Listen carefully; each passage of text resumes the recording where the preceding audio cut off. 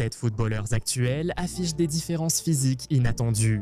Dans un sport obsédé par la vitesse parfaite, l'équilibre parfait et des physiques parfaits, ces joueurs ont atteint le sommet avec des corps qui ont poussé les fans à les dévisager, suscité des questions et parfois des doutes chez les fans. Numéro 7. Alexander Isak. Abordons d'abord le cas le plus récent. Une nouvelle photo officielle de Liverpool a été publiée et les fans ont aussitôt remarqué le genou d'Alexander Isak. La forme étrange a intrigué les internautes, suscitant la question « Que s'est-il passé ?» Pourtant, l'histoire dépasse une simple photo. Alexander Isak a traîné des blessures à différentes étapes de sa carrière. 2017 Borussia Dortmund, problème au genou. 2021 Real Sociedad, problème au genou et blessure aux ischio-jambiers. 2022 Newcastle, problème à la cuisse. 2023 Newcastle, blessure à l'aine. 2024 Newcastle, orteil cassé. 2025 Newcastle, problèmes aux ischio-jambiers et à l'aine. Mais le garçon s'est joué et l'a prouvé lors de sa dernière saison là-bas. Puis Liverpool l'a recruté et tout est devenu plus lourd, plus gros transfert, plus de pression, plus d'attente. Puis la blessure suivante est arrivée. Isak a subi une blessure à la cheville comprenant une fracture du péroné en marquant contre Tottenham. Il a eu besoin d'une opération. Soudain, l'attaquant autrefois capable de passer n'importe qui sans effort a dû réapprendre à faire confiance à son corps. Cela change la question. Peut-être qu'Isak ne pourra pas continuer à jouer comme il le fait à Newcastle pour toujours. Il devra peut-être moins miser sur sa vitesse et les longues courses, et plus sur le timing, le placement, le jeu d'eau au but et les finitions en une touche. Parce que le prochain Isak ne sera peut-être pas plus rapide, il devra peut-être être plus intelligent. Numéro 6, Angelo Stiller. Angelo Stiller, le talentueux milieu de terrain allemand qui dirige actuellement le jeu pour le VfB Stuttgart, est né avec une fente labiale. Cette malformation congénitale apparaît quand la lèvre supérieure ne se forme pas totalement durant le développement fœtal, causant souvent une cicatrice visible et affectant la symétrie du nez. Bien que Stiller ait subi des opérations correctrices courantes pour cette malformation, ses marques physiques restent une part distinctive de son apparence. Dans l'univers très exposé du football professionnel, les traits du visage de Stiller ont malheureusement parfois fait de lui la cible d'attaques haineuses. Plus particulièrement, lors d'un match de Ligue Europa à la fin de 2025, un joueur adverse a été sanctionné après avoir fait des gestes désobligeants envers le visage de Stiller. Malgré de tels incidents, Stiller a gardé une attitude remarquablement professionnelle et résiliente, refusant de laisser le brouhaha détourner son attention de ses performances. Sur le terrain, sa difformité est totalement sans rapport avec son niveau technique d'élite. Connu pour sa vision et son sang-froid, Stiller s'est imposé comme l'un des meilleurs meneurs de jeu en retrait de la Bundesliga. Son ascension de l'académie du Bayern Munich jusqu'à devenir un pilier du milieu de terrain de Stuttgart et un élément régulier du groupe de l'équipe nationale allemande témoigne de sa force mentale. En s'épanouissant au plus haut niveau du sport, Stiller est devenu un modèle malgré lui, prouvant que les différences physiques ne sont pas un obstacle pour atteindre une réussite au plus haut niveau sous les projecteurs.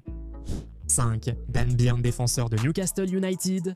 Dan Byrne est célèbre pour sa présence imposante sur le terrain, mais beaucoup ignorent qu'il n'a pas d'annulaire à la main droite. La blessure est survenue lors d'un accident étrange alors que Byrne n'avait que 13 ans. En essayant d'escalader une clôture, une bague qu'il portait s'est accrochée à une pointe. En sautant, la force de l'accrochage a complètement sectionné son doigt. À l'époque, Byrne était un jeune gardien prometteur au centre de formation de Chelsea. La perte de son doigt l'a poussé à abandonner les gants et à se reconvertir en défenseur polyvalent, un choix qui a finalement défini sa carrière professionnelle. Pendant des années, cette blessure est restée largement inaperçue du public jusqu'à ce que son transfert très médiatisé à Newcastle en 2022 la mette en lumière.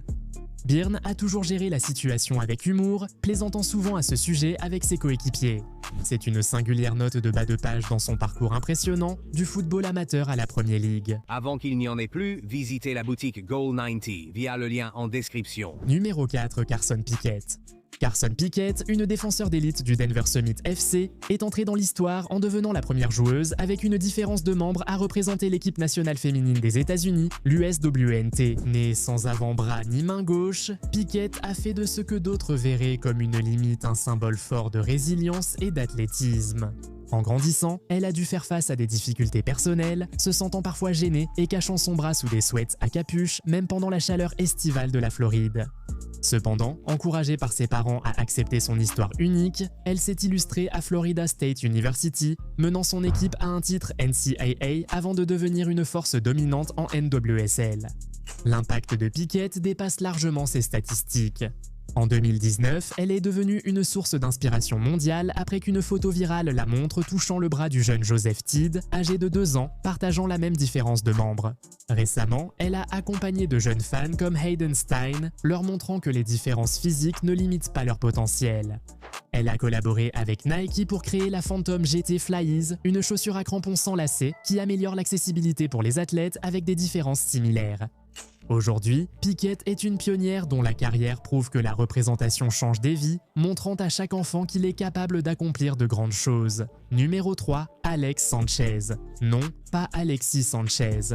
Voici Alex Sanchez, l'attaquant espagnol qui est né sans main droite. En grandissant, il plaisantait que son seul vrai défi était simplement de lasser ses chaussures. Sanchez a fait ses débuts professionnels historiques avec le Real Saragosse en 2009 contre Valence.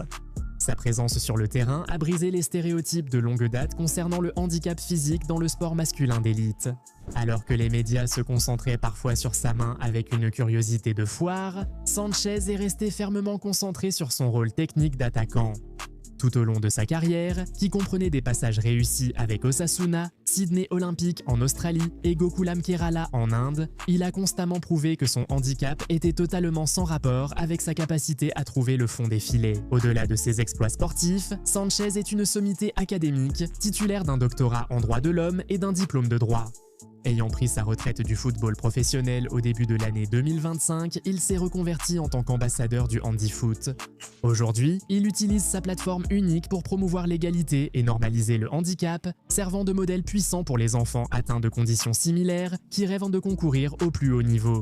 Numéro 2, Santi Cazorla. Santi Cazorla est toujours actif, ce qui paraît déjà incroyable quand on se souvient de ce qui est arrivé à son corps. Contrairement aux autres mentionnés, Santi Cazorla n'est pas né avec une malformation. Il a plutôt subi une grave blessure mettant en danger son membre, laissant sa cheville droite définitivement altérée.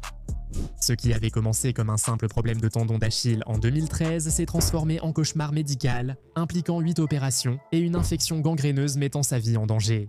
L'infection était si grave que les médecins ont dit au maestro espagnol qu'il devrait déjà être heureux de pouvoir marcher un jour dans le jardin avec son fils, sans même évoquer le football. La bactérie avait rongé 8 cm de son tendon. Pour reconstruire la zone, les chirurgiens ont réalisé une greffe de peau complexe, prélevant un morceau de peau sur son avant-bras, qui portait justement un tatouage avec le nom de sa fille, et l'ont greffé sur son talon. Cela a donné lieu à une caractéristique physique unique. Le nom de sa fille, Inara, entoure désormais partiellement sa cheville droite. Malgré l'apparence déformée de son membre cicatrisé et greffé, Cazorla a réalisé l'un des plus grands retours de l'histoire du sport. Après 636 jours d'absence, il est revenu au football de haut niveau avec Villarreal et a finalement été rappelé en équipe nationale espagnole. Aujourd'hui, au Real Oviedo, sa cheville marquée reste un symbole de résilience et de génie technique qui lui a permis de rester l'un des meneurs de jeu les plus appréciés au monde. Numéro 1, Jed Spence. Contrairement à Angelo Stiller ou Alex Sanchez, le défenseur anglais Jed Spence n'a pas de déformation faciale ni de différence visible au niveau des membres. Cependant, il possède une caractéristique physique unique qu'il a récemment confirmée lors d'une interview. Il est né avec 6 orteils à chaque pied. Cette condition, connue sous le nom de polydactylie, est une anomalie physique congénitale où une personne naît avec des doigts ou des orteils supplémentaires. Bien que cela suscite souvent la curiosité du public et des médias, Spence a abordé ce fait avec un mélange d'humour et de nonchalance. Lors d'une interview en 2025, lorsqu'on lui a demandé si les rumeurs concernant ses pieds étaient vraies, Spence a confirmé la présence de orteils supplémentaires sur les 2 pieds et a même plaisanté en proposant de les montrer à l'intervieweur. Sur la scène professionnelle, cette caractéristique physique n'a eu aucun impact négatif sur ses performances. Spence est reconnu pour son athlétisme d'élite et sa polyvalence, ayant réussi à passer du statut de recrue indésirable à celui de joueur clé pour Tottenham Hotspur et l'équipe nationale d'Angleterre. Sa carrière, marquée par un prêt réussi à Nottingham Forest et son ascension comme arrière latéral fiable en Premier League, montre que ses orteils supplémentaires sont une particularité amusante, sans impact sur sa vitesse et ses compétences techniques. Si cette liste vous a plu, likez, abonnez-vous et regardez la prochaine vidéo à l'écran. Dites-nous quel joueur vous a le plus surpris, car certaines histoires paraissent impossibles jusqu'à ce que vous en voyiez la preuve.